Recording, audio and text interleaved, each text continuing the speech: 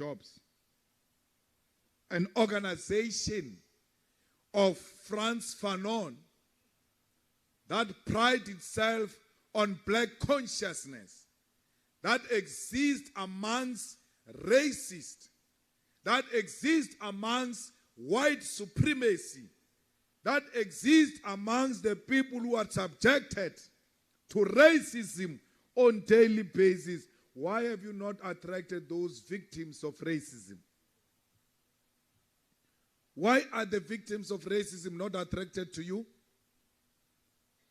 Do you exist in paper, or do you exist amongst our people?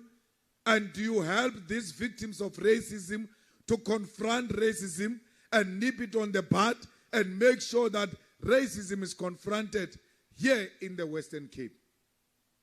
You went to a school here to protest the other time, and you were beaten by white people.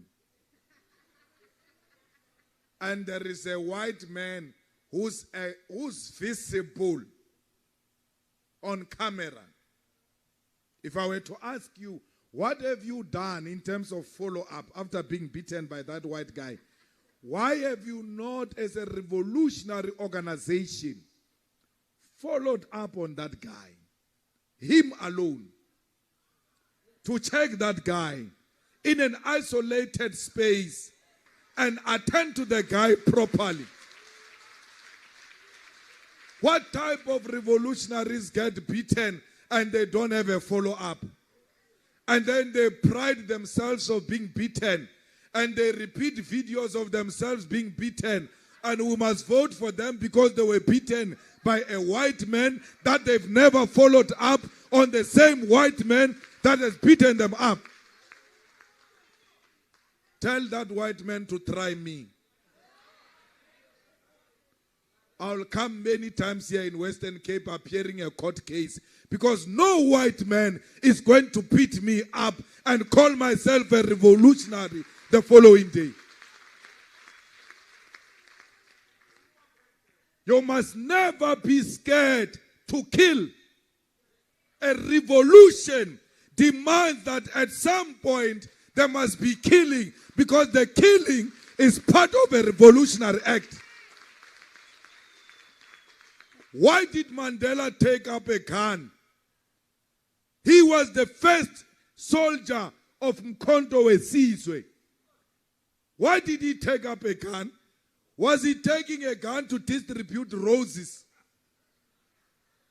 He took up a gun because the revolution had reached a point where there is no longer an alternative but to kill.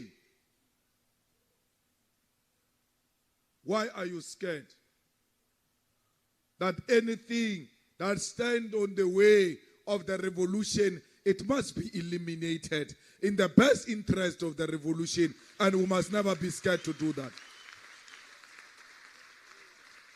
The founding manifesto of the EFF says we'll take power by all means necessary. And therefore revolutionaries, when confronted by that situation, should never think twice. Cowards are not for the revolution. The EFF must be known that it is not a playground for racists. That any racist that plays next to the EFF and threatens and beat up the membership and the leadership of the EFF, that is an application to meet your maker with immediate effect.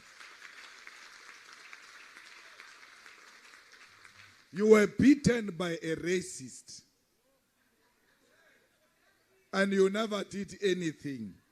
Let's hope this new leadership will make a follow-up on that racist, because there must be a follow-up on that racist.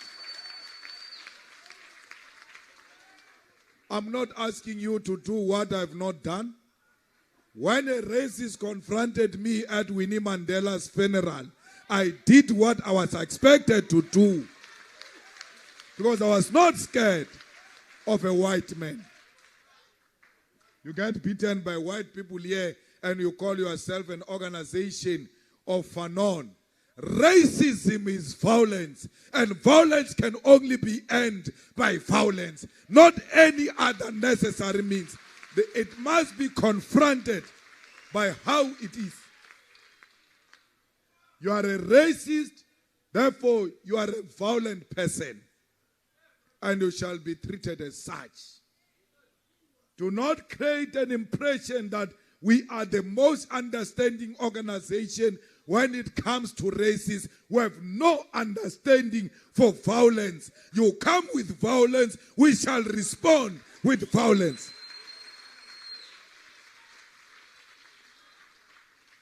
This is a war between white supremacy and black consciousness.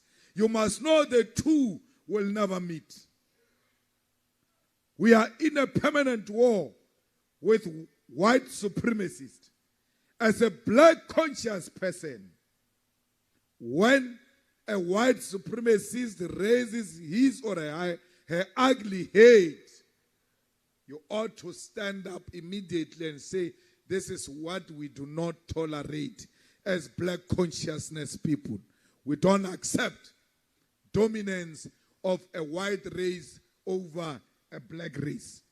So fighters, the Western Cape should be at the center of the confrontation of white supremacy, because racism is rife here in this province. There is a